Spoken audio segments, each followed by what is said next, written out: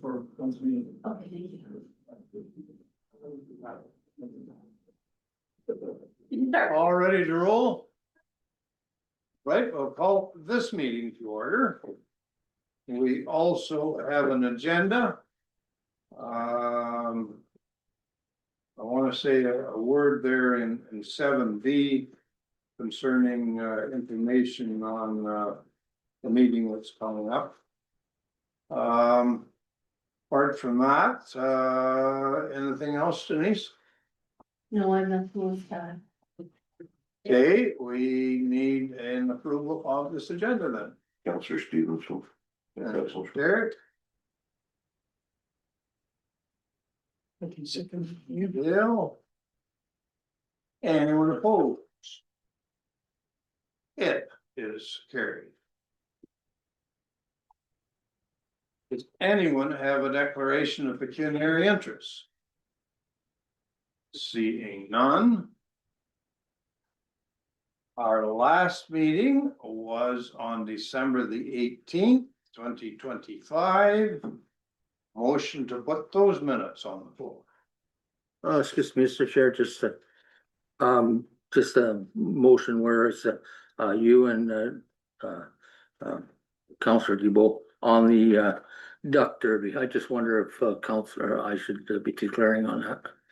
No, that's been dealt with, and it's just, we're just gonna be passing it through. I don't think there's any need. Do I vote on Ask you this? not to vote on it, but Eh? I'd ask you not to vote on it, but I don't think. we Okay, need to so- clear the place. So if I don't vote on it, then I'm declaring. Like, deliberately not voting on it, then I'm declaring for any interest. They can just abstain, can't they? Well, I'll record in the minutes of the declared pecuniary interest. I don't think they have to leave the room. No, that- Yeah. Yeah, because if they were to abstain on it, that's counted as a no vote. So it would actually be better for. Just them to declare. just declare. Declare that. Yep. You're happy with that, John? Yeah, that sounds fine.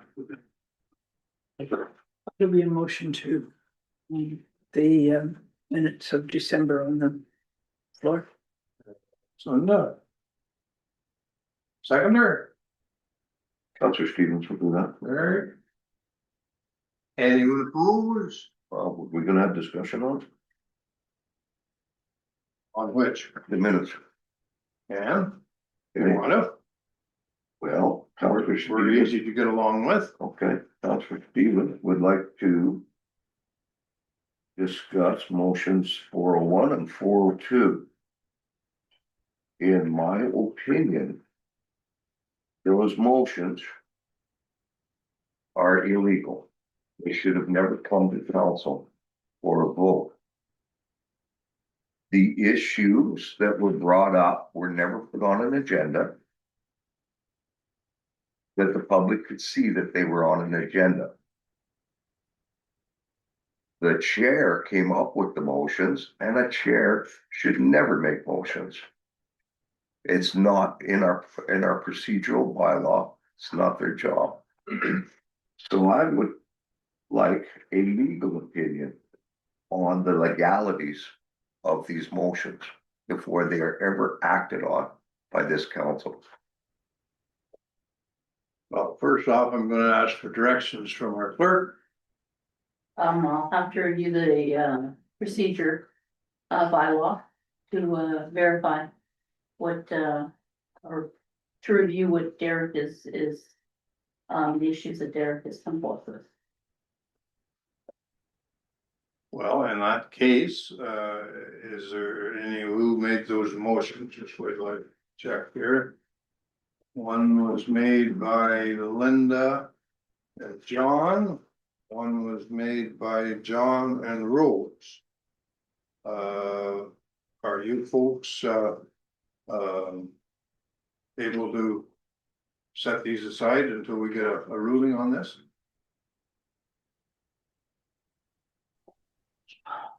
Certainly done it in the past, take a motion off the books for verification.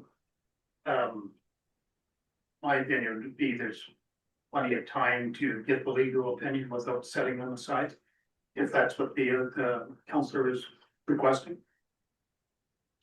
Well, if we're going to bring it onto the floor, then we're gonna have to vote on it. And if we pull it off, then it holds on for another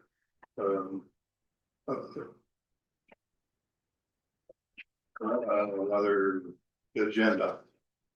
So that would be the next property committee, It'll be the next council. next council. We're pulling it off the council agenda and putting it into reserve till we get a legal opinion. And depending on what that legal opinion is, whether we put it back on the agenda or not. So may I ask Denise to lend an opinion as to the position of councillor asking for a legal opinion on motions that have already been passed and are before committee or council as it is now? That's a fair question. Fair question. I would like to be able to consult our procedure bylaw. I don't know backwards and forwards, so I'm gonna have to have a little bit of time. So I apologize, but you know, I don't see why we couldn't pass the minutes except those two bylaws. And I will have an answer for council by the next council meeting, and those two motions can go to council, or those two motions can then be approved, or you can hold accepting the minutes till the next meeting, pending a review. That can be done as well. Well, that's maybe more direct way of doing it then, but pulling and adding it onto another agenda would just not approve these minutes for now. And until we get our opinion on those two motions. So I think Rose had a question. Rose, did you? Well, okay, we cancel this altogether and we'll put it back on property. Won't change the outcome. We'll need to go back to property, we'll just go to the council. Which is quicker. Council. Okay. Everybody could have to take two, just pull it off this agenda and put it on the next council agenda. So let me ask another question for you, Mr. Chair. Can we have a vote of council? A recorded vote? For As to what? whether this does or doesn't. For what? You ever dealt with that, Denise? No, but I think if a counselor requests an opinion from our procedural bylaw, I think it's incumbent upon council to pause for a second and get that opinion. I don't think it's necessary to push forward Without that opinion. without that opinion. Okay. But I wish you would. So, I think Not through the playing course games. of action, We're trying to do what's best and. Yeah. And the question has been that there's some thought of irregularities on those two motions. We will just hold this, these minutes for, the next council meeting. then in 2 weeks, they can come back to council in 2 weeks and I'll report on it. okay, I'll agree. Okay. I don't have a But problem. Richard. Yeah. But when Denise looks into this. Can you let us know as counselors? Not right at the meeting, but prior to a couple of days, so we can I'll kind get my of think report about done as this. quickly as possible. Thank you, Denise. As soon as she gets the answer, we'll let. Okay. Thanks. Mr. Chair, does that still necessitate the legal opinion? As requested by. Well, that's part of what, Is that going to come out of You your? weren't specifically requesting a legal opinion as much as the clerk's I'm opinion. requesting a legal opinion. Well, I would say that we would need to believe do our procedural bylaw that's a first. legal decision. I've reviewed procedural bylaw. Okay, I understand that, but I can prepare a report for council. And if you dispute the report, you can then ask for a legal I opinion. can, yes, So right now, we want an opinion dealing with what we have in force now, which is the procedural bylaw. Yes, yeah, go ahead. Okay, Yeah, all right. I'll agree to that. Before I take it to the next step. Okay, so. Mr. Chair, just deal. one quick question from that, Go ahead. from all that's going on here.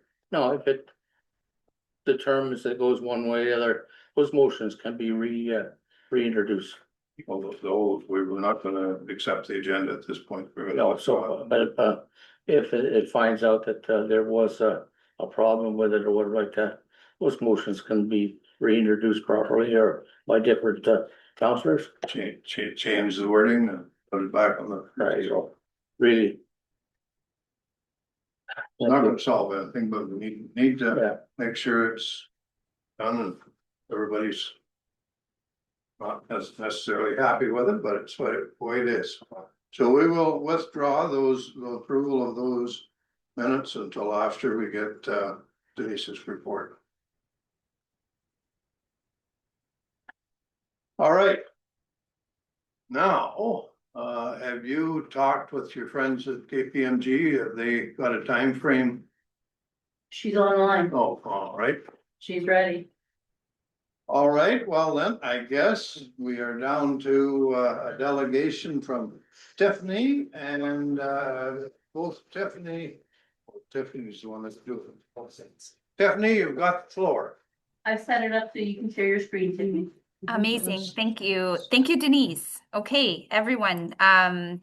At long last, we're here to talk about some financial statement information. And what I'm going to try and do is go through with everybody because this particular year end had a significant number of accounting standard changes. And because of the materiality of those changes, there are a few spots you're going to see in the statements that those are highlighted. And I want to make it very clear in case there's anybody in the public that comes to ask you, well, why would there be something that's restated and what does that mean? So that you'll have all the information that you need to talk to any of the residents. So we have the consolidated financial statements. And as always, with the public sector accounting standards, there's a management responsibility statement that effectively says, management is responsible for the financial records, and the underlying financial statement. It's our job to come and perform the audit and provide the audit opinion. What is very interesting about the financial statements in the current year is you will notice the inclusion of 2 new paragraphs in the auditor's report. And this is just a one-time type of thing. You have a paragraph right here that's called the emphasis of matter, comparative information. The best way I can describe that to all of you is to say, you have this paragraph in the audit report when there's something big that has changed in the financial statements on a retroactive basis. So effectively what you're doing is if anybody goes to use the statements from previous years, they'll notice the numbers do not agree. And what we're trying to highlight here is to say the reason for that is you adopted a new accounting standard. The new accounting standard is for asset retirement obligation standards. And I am noticing a number of familiar faces around the table since the last time we chatted about the statements. You may remember what this new standard said is the kind of the second you start to operate, you are creating an obligation for remediation activities. So let's think of it like this. You operate buildings. The municipality owns buildings. Those buildings were constructed in years where there was hazardous materials that would have been used in the construction.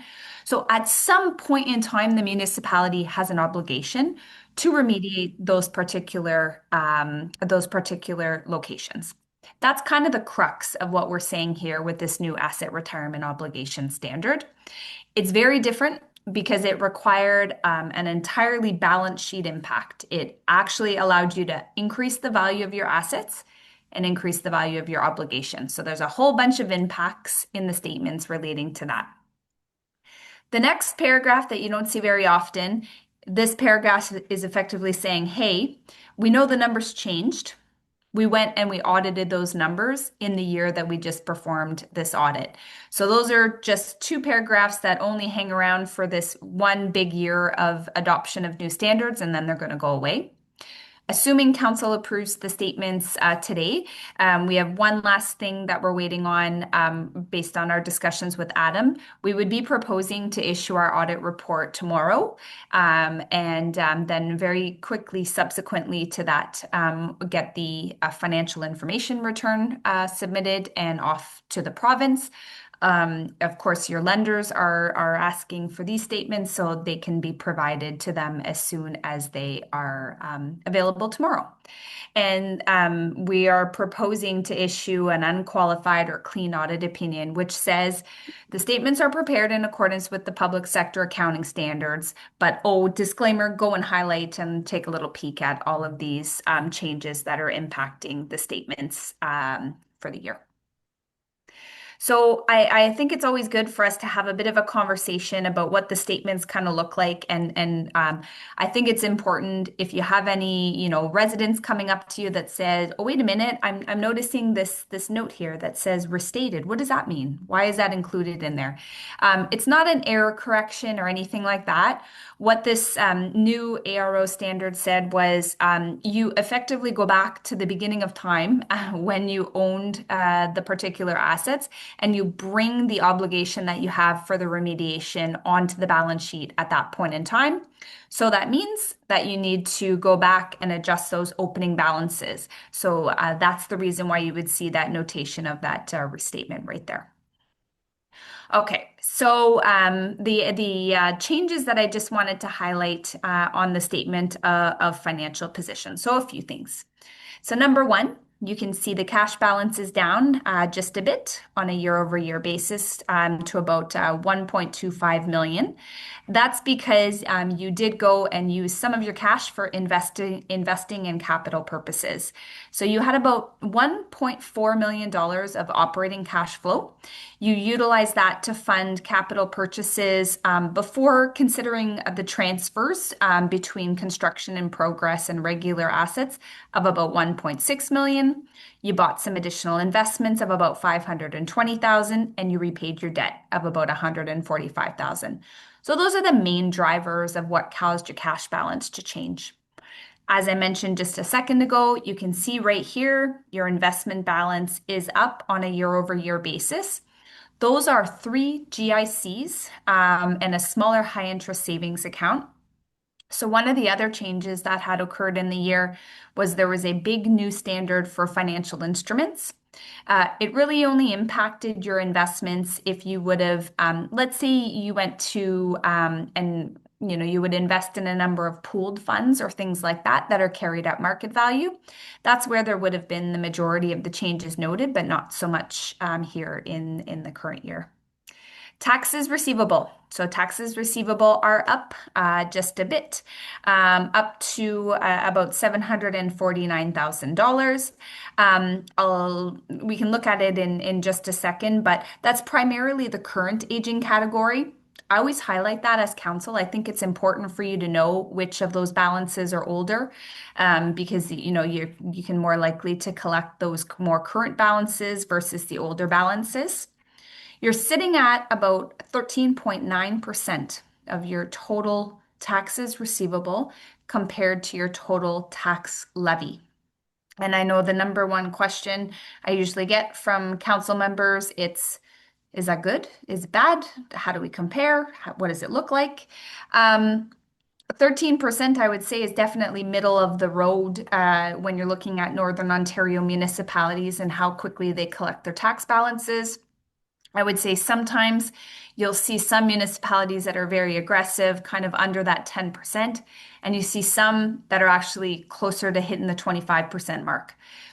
All of that to say, I think you're right in the middle of the pack. And I think the good news is the aging categories are primarily the current categories, which are much easier for you to really focus on and collect. So just to highlight that there. And then the last item just to note is your receivables. So you can see receivables are up to about 569,000. You had a bunch of capital work, so you have some HST owing as of the end of the year. That's one of the main drivers of the increase. And then everything else is pretty consistent. So, miscellaneous grant receivables, those kind of things that are outstanding there. Flipping over to the financial liabilities. Financial liabilities are all of the amounts that are, owing to suppliers, to vendors as of the year-end date. And you can see that your accounts payable and accrued liabilities is down. That's for two main drivers, lower amounts owing to suppliers as of the end of the year and lower payroll accruals outstanding at the end of the year as well. Deferred revenue. Deferred revenue has increased in the year because there's certain funding streams that you're always allowed to carry over. Those are things like your OSIF funding, your NORDS funding. You're able to carry those amounts over, and you don't have to repay those amounts if they're not spent. You just carry them over to eligible projects in the future. Long-term liabilities right here, that's your long-term debt that's outstanding. No new long-term debt taken on in the year. It's just principal repayments noted on the debt. And then finally, the big whopper, as I mentioned, was the asset retirement obligation new change in the year. That is also the main driver of why you now see the municipality sitting in a net financial debt situation. It's very common for municipalities when they adopted this standard. And the reason for that is the mechanism of how the balance sheets look for a municipality. The obligation sits here, but the asset value sits here. So the fact that they're in two separate sections of the financial statements is really what drives that. I would say just reminder to everybody on a few things.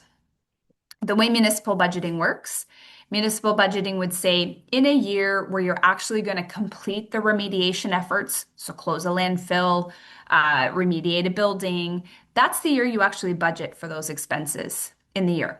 So when you're talking about asset retirement obligations, they're what we call an unfunded liability for the municipality. And it's very explicit that you would go and you would budget those expenses in whatever the given year is. So I just want to highlight that in case you're thinking, well, that's interesting. I see a net financial debt situation.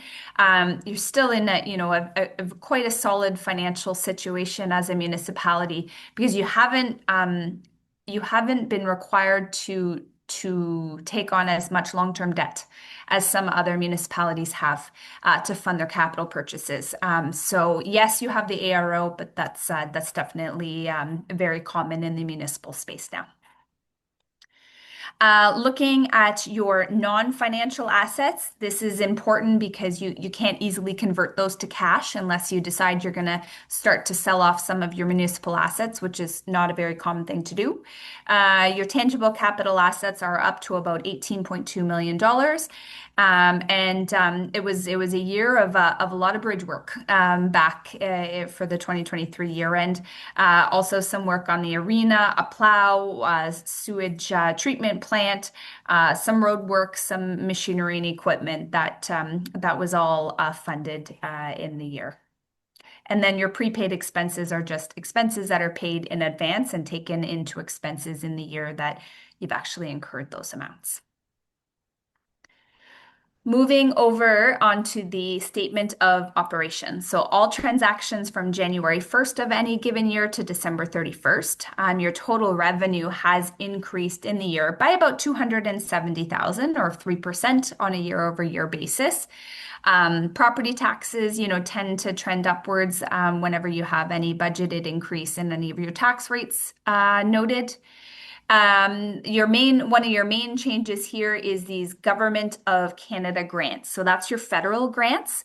Please note though that that's a combination of both your federal grants as well as, capital grants as well as operating grants. And federally, there's a lot of grants that you have received for capital. So you did have some ICIP related capital grants for some of the bridge work that you were doing, some of the Providence Bay Boardwalk work as well. And then the other main driver of your federal expenses or federal grants is gas tax dollars. But gas tax dollars have a bit of flexibility and you're able to carry those over if you don't use them. Total provincial grants, that again is a bit of a mixed bag. There's a lot that's included there. Your main, obviously, grant is your OMPF grant that every municipality gets, and that's a non-conditional grant. You have municipal operations, you get that grant. You also had some NORDS funding. You had some additional grants for some of the work at the arena, and then some MTO grants recorded in that year as well. User fees have decreased, just a slight decrease in some of the activity noted in the year. But 2023 was pretty great for your investment income. So your GICs did generate a significant amount of income in the year. And that's why you're seeing that increase there. As interest rates go up, the investment income goes up as well. Onto the expense side of things. So expenses are slightly up on a year-over-year basis, almost about 3%. So very much in line with what you're seeing on the revenue side of things. Your general government expenses, those are down on a year-over-year basis.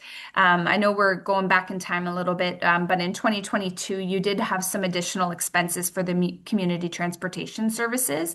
You did also have higher consultant costs, so for legal and lower wages and benefits that were noted in 2023 when compared to 2022.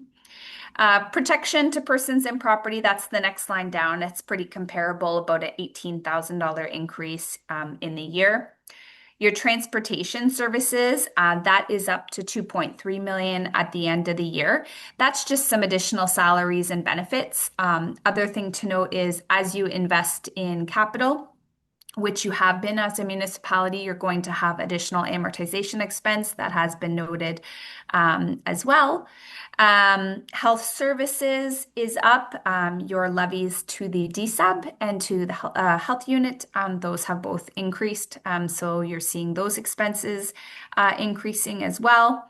And then finally, recreation and cultural services.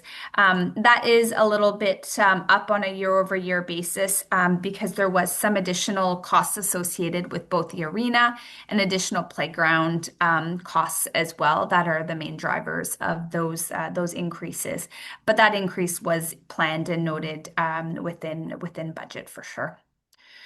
So one of the things that I just wanted to highlight here, which I know you can't see it as well as when we kind of see it here. So you can see that on a year-over-year basis, your amortization has been trending upwards. And one of the things you always want to see as counselors when you're looking at what's happening in your financials is that kind of trend upwards. And because amortization expense trending upwards means that as a municipality, you're consistently investing in your infrastructure to run the municipality. And you can see that yours has been trending upwards on a year-over-year basis, which is exactly what you're wanting to see. Your salaries and benefits, I would say, have been a little bit all over the place, just with some vacancies and retirements and things like that you've noted in the year. And your long-term debt your interest costs have remained relatively flat because you haven't taken on any new spending in the year.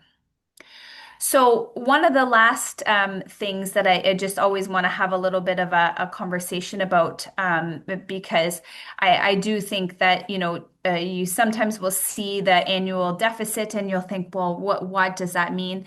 There's a lot of non-cash and capital transactions that sit in there. So I think it's important to just have a look from a municipal perspective at what you have for the future.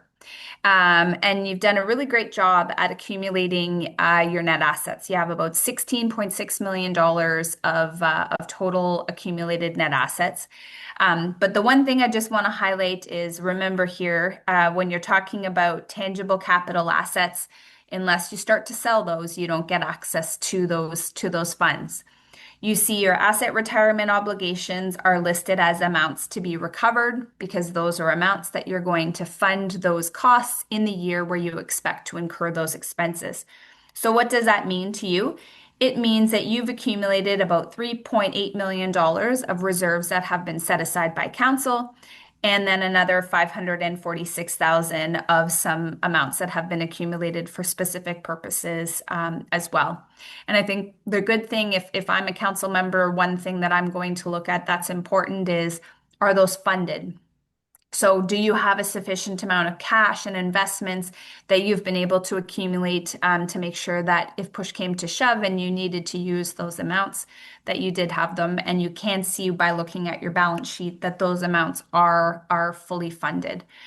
I can see that, typically the way that your municipal operations have worked and your reserve amounts, your working fund is kind of like we'll call it your catch-all, as amounts are needed to fund certain other projects or if there's any cost overruns.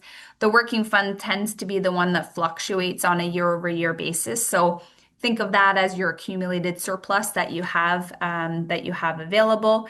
And then I think as council, you've been doing a good job of allocating out the other amounts that are earmarked for certain purposes that you haven't spent, such as boardwalk, capital funds, and those types of things.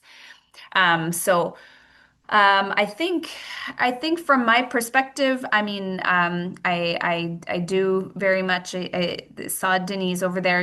I really appreciate the assistance from Denise and Adam in getting everything wrapped up.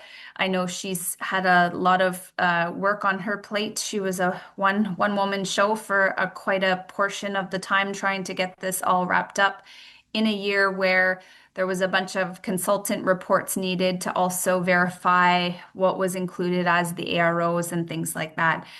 So I know, everything looks good when you can put it into a simple 30-page document, but it's hours and hours of time to go through these items to make sure that we get it right. So I'm not 100% sure at this point. I'm sure you might have some questions. You might want me to go through anything in more details. So I'm happy to stop sharing my screen for a second, so I can see everybody, and then I can go over any questions that you might have if that works.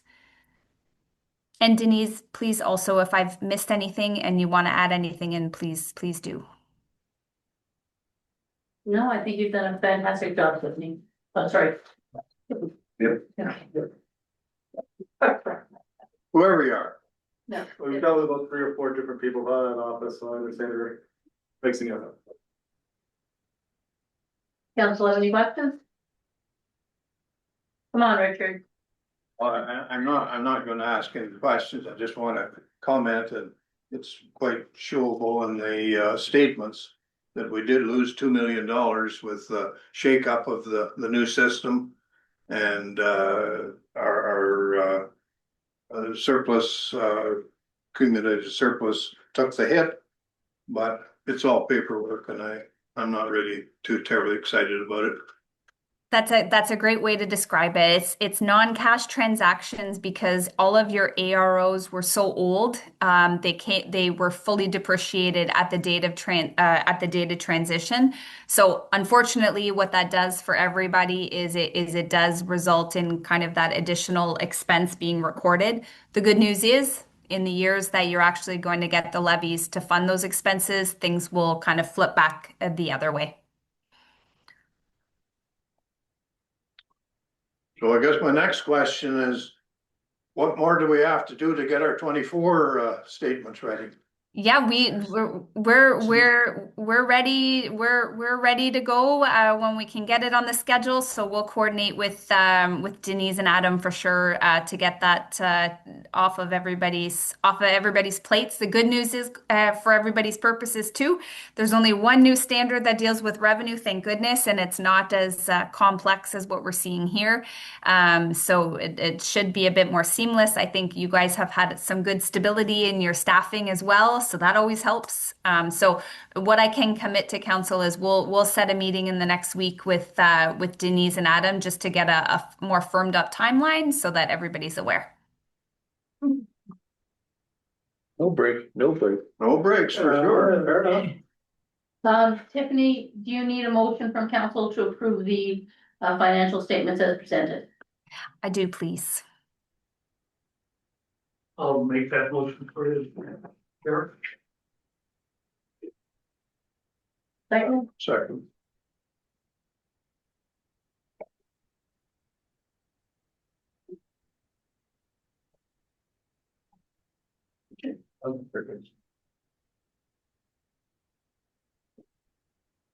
all right. Well, we thank you very much, Tiffany, for presenting. Thank you very much. Yes, and glad to put this to bed, and we're excited to work on the next year. Us as well. All right. Thank you, everyone. Have a great rest of your meeting. Thank you.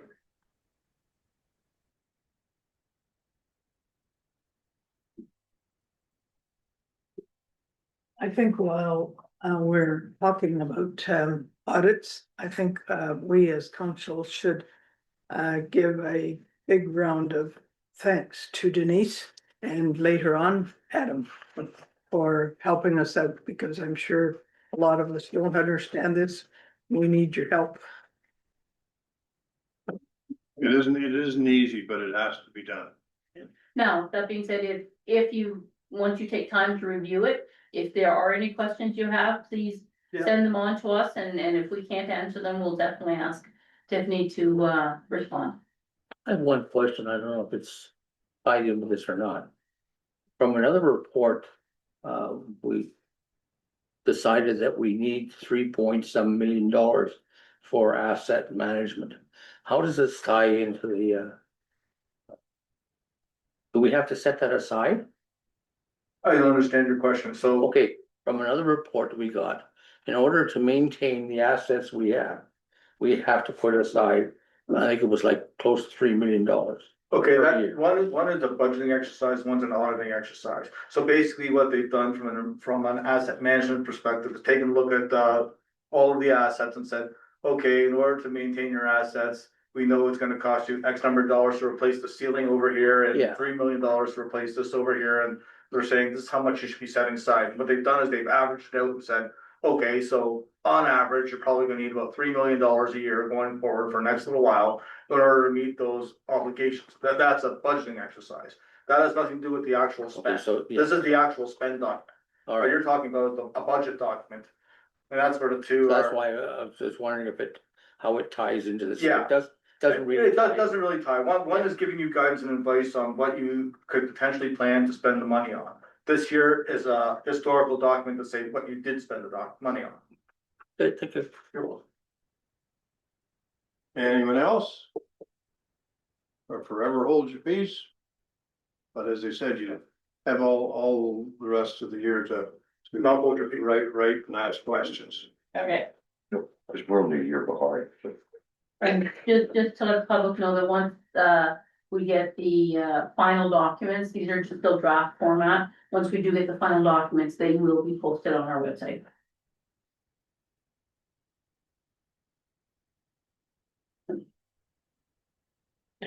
All right. So that takes care of KPMG, so now we will move on to the rest of our At this point. rest of our agenda items. You staying with us, Adam, or? Yep. Our first, report that we have to deal with is the, Water Waste and Education Committee on January the 8th, 2026. And the first motion that we need to deal with is a recommendation to direct staff to investigate the costs, processes, and legislative requirements involved with creating a new transfer station. This was a request from one of our counselors. Thanks, Rose And I will second that for you. and John. Comments, questions? Eric? Much as I would like to see something happen here, I think this is such a vague motion as to even who on staff has the time to try to dig into this and the requirements and everything else.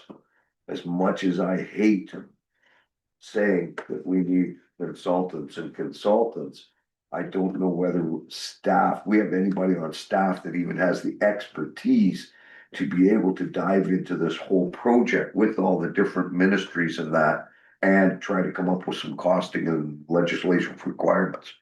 So I don't know whether we can even act on this motion. Any other thoughts or questions? John? So the intent of the motion was a direction to staff. And it wasn't to actually set a time frame, but more to give a direction to staff to come back to council with some possible financial implications to upgrading or changing the licensing for that piece of property, with possibly regrading and preparing approximately 20 acres for the purpose of a bigger, better recycling facility. It was also to look at that piece of property to see if there was funding that could be directed towards the development of the property, let alone developing the what are they doing up in Gorpay? They're actually processing garbage. So I think they're still working on that project. They are, and I know as counselors, we had a hard time because there wasn't enough information fed back to us. From the proponent that's working down in the West End.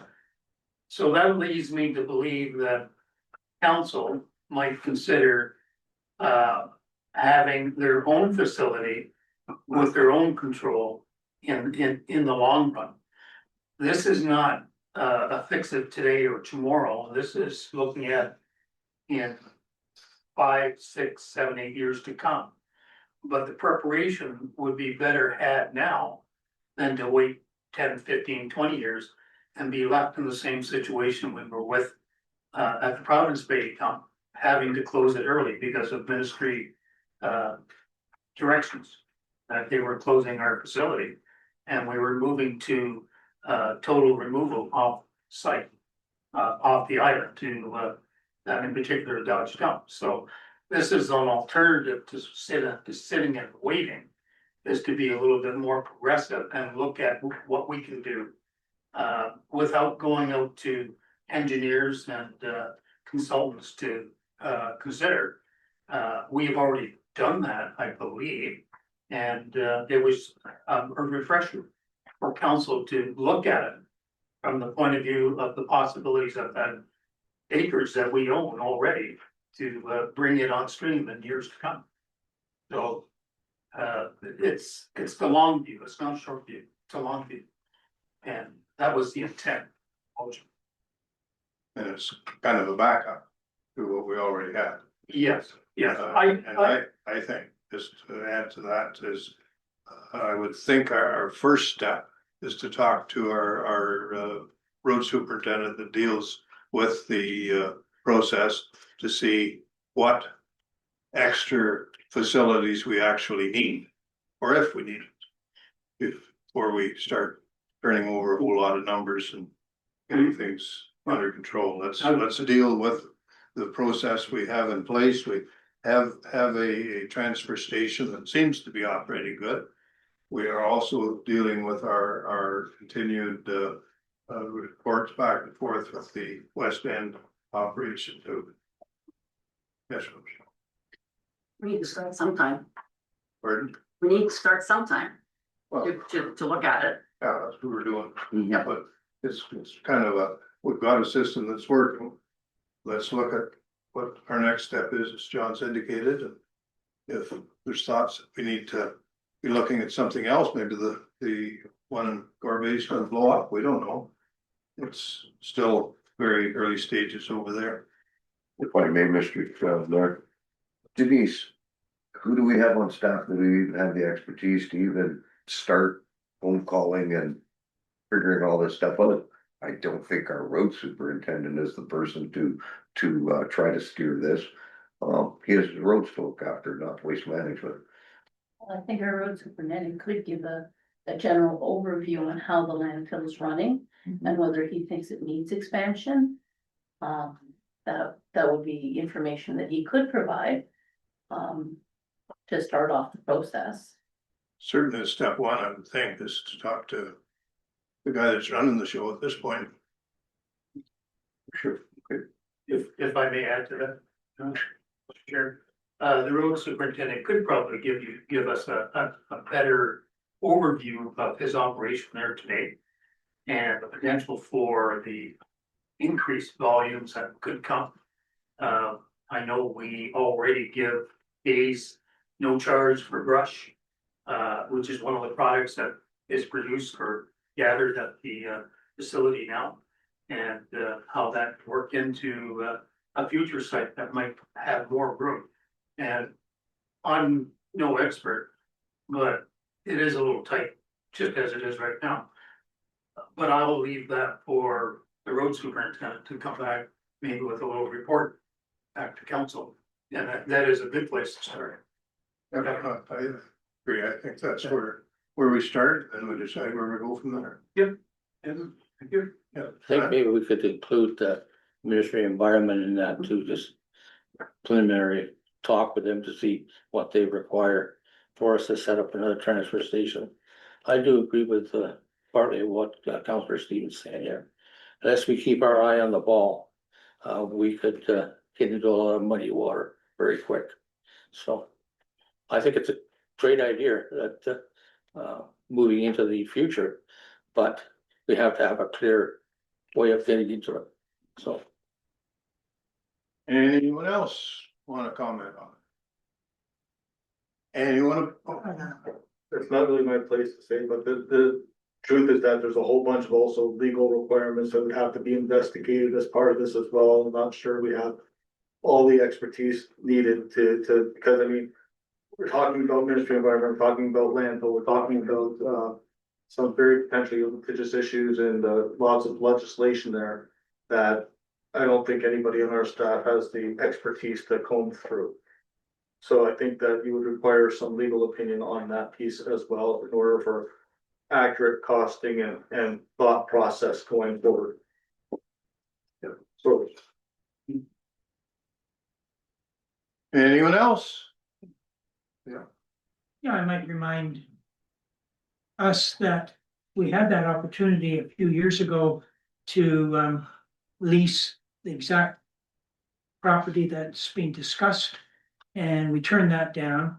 There wasn't any cost to the municipality there. It was a private enterprise, which there looks like they're continuing in Gordon Township.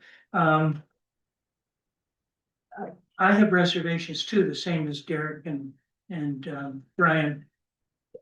It's fine to do the initial look at that, but once you get into consultants, looking at regulations, looking at the legal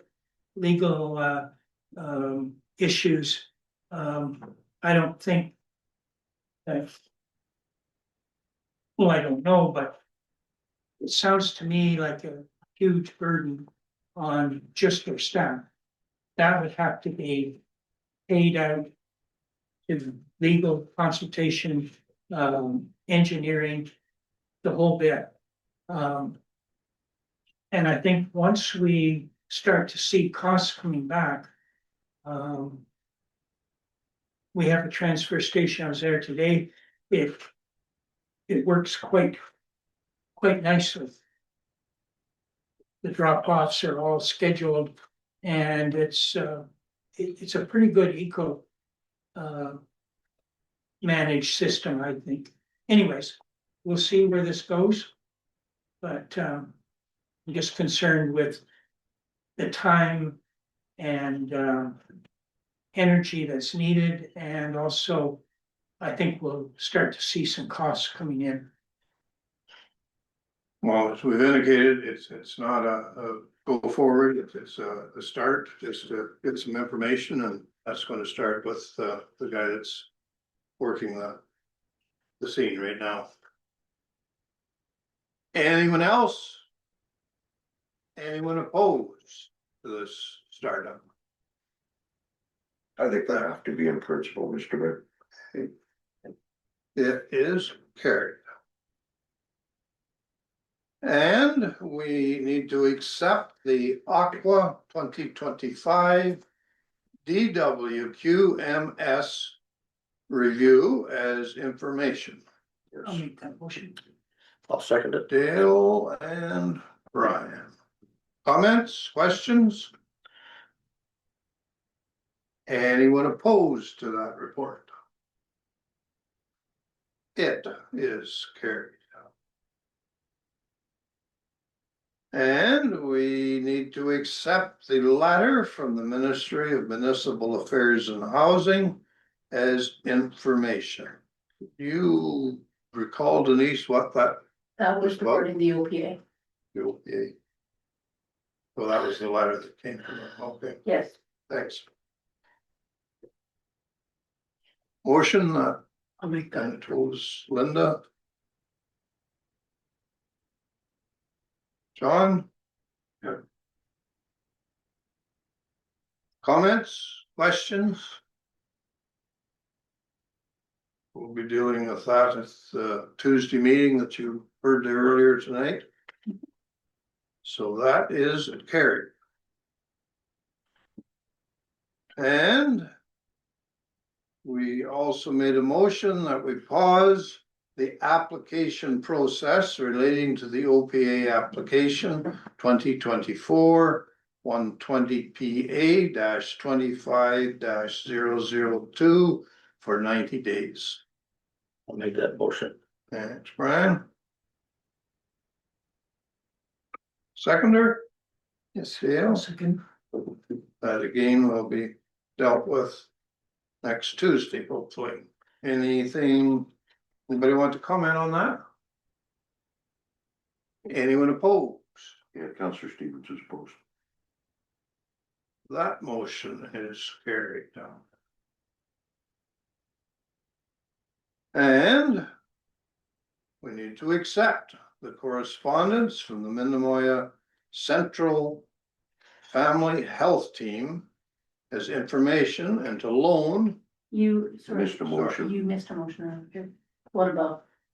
Okay, that we need to accept the correspondence from Jay Watson as information, again dealing with Yes, so with Councillor Stevens. Derek Sorry. and Dale. Any comments or questions on that letter? Anyone opposed? It is carried. And we need to accept the correspondence from the Minnemoya Central Family Health Team as information and further to loan them 6 tables and 30 chairs at no cost as requested until further notice. Councillor Stevens will make that motion. I'll second it. Derek and Brian. The public notice they're moving their facilities into the manse from the freshwater church, isn't it called now? Do you have any idea, Mr. Mayor, on the startup date? No, I don't think they've got that organized. They were just getting things in place at this point. Anything further? Anyone opposed? It is carried. And we need to approve the roads committee year-to-date financial report ending December 31st, 2025. Make that motion. Brian? Bill? Comments, questions? Anyone opposed? It is carried.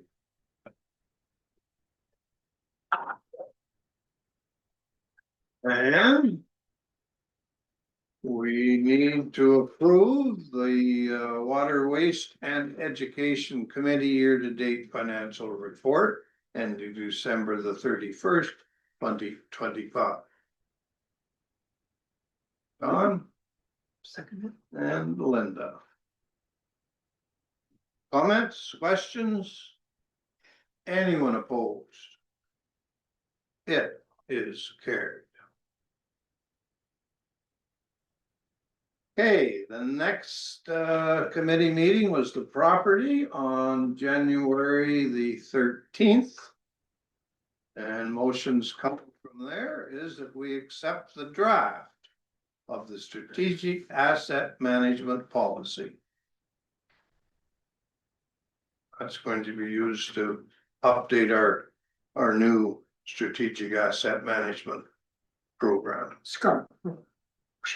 Thanks, Dale I'll second that, please. and John.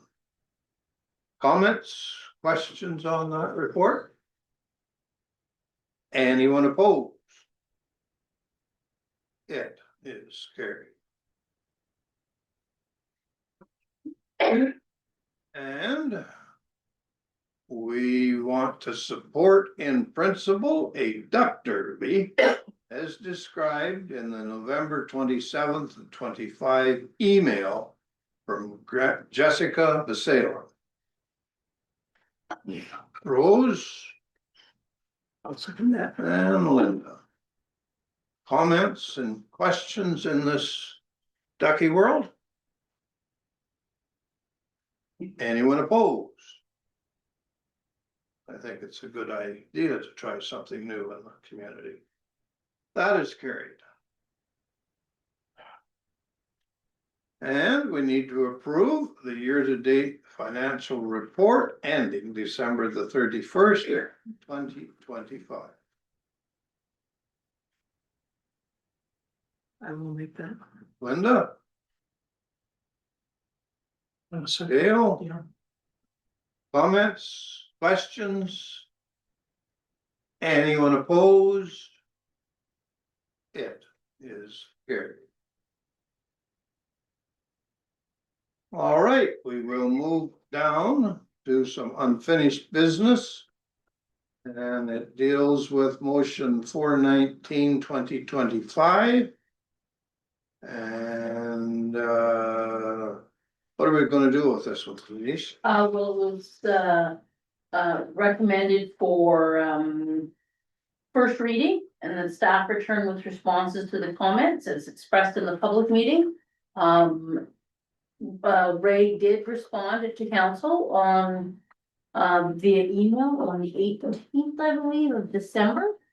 And answered the questions, so if council is happy with those answers, then we can proceed with the second and third reading and duly pass the that bylaw.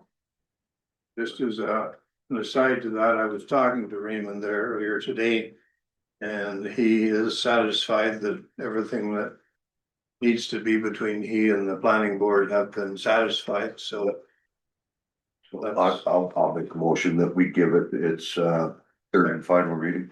Second and third. Second and third. Very, second that, so. thanks, Dale. Comments, questions? Anyone opposed? It is carried. Now we will go down to communications, our public meeting on February the 11th. Purpose was to discuss winter closure of the Providence Bay Arena and closure of the Spring Bay Hall. What do you want us to do here, Denise? Nothing, it's just I wanted to be read at council so that it's in the record. That there will be a public meeting, like I said, I didn't put the location here, at the Providence Bay Hall, February 11th, 7 p.m. And that way I can insert it into the minutes, so it goes into the official record. Okay. Someone like to make that motion? It We've doesn't- already made it, so we don't need to do it twice. Yeah, it doesn't need to be. Just info then. Yeah, Okay, thank you. Well, the only other thing that I wanted to say to council is that we are having a February meeting. And staff has asked to have you review and prepare any questions that you think need to be answered, and they will try and get the information to us before the meeting. I understand that there's a meeting being planned the other area, so we'll hopefully be able to have any questions that come from the public that we can get the answers ahead of time too, so that we can save time at the meeting. And that, I think, is it. Anything further on the 11th meeting? We need to do that in order to take a look at what's been processed and where we go with it. We're gonna take another look at the actual motions that took place that brought it all about, but hopefully we can find answers to everything and bring this thing one way or the other. the meeting is, because it's in the Providence Bay Hall, we have not yet set a meeting that is broadcasted from that area. So although the meeting will be recorded, it will not be on Zoom. The advertisement is going to request that anybody who wishes to speak to register ahead of time so that we can do it in an orderly manner. But there will be opportunity for people who have not registered and are attending to speak after the registered speakers have completed. If I may, Mr. Mayor. Yeah. If they register to speak and request answers to specific questions, can staff then have that information for the meeting?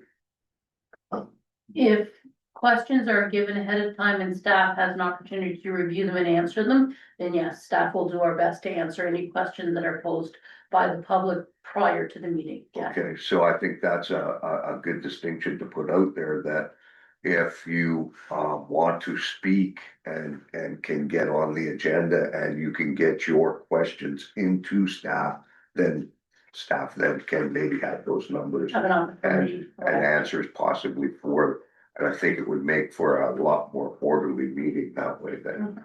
That's what That we're- time limit on the speakers will be 5 minutes per speaker. Okay, and also, just to also add on to that, there's gonna be certain questions that staff by their very nature will not be able to answer because they're questions that will require a decision of council. That kind of thing, in which case, there's obviously we're not gonna be able to give them any input, but there are also certain different types of financial documents and whatnot that may or may not be relevant for public information and, you know.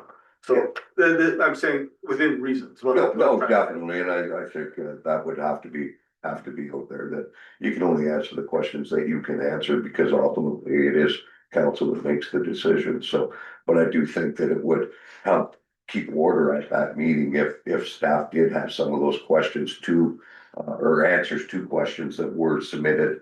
I think that would happen is that staff would provide council with those answers, I think, and not answer them specifically back to the public.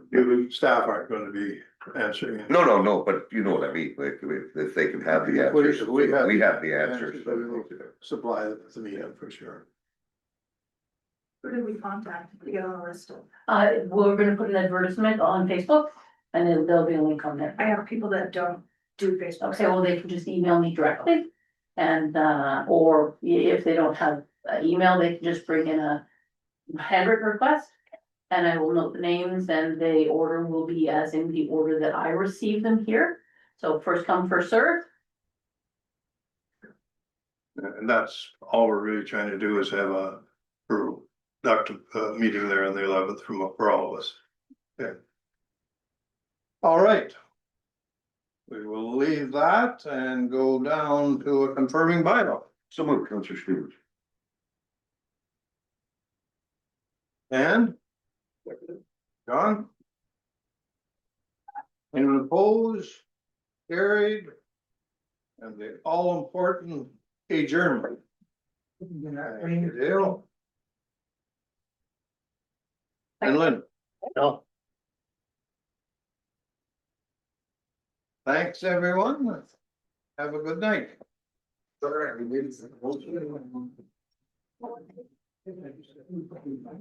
Thank you.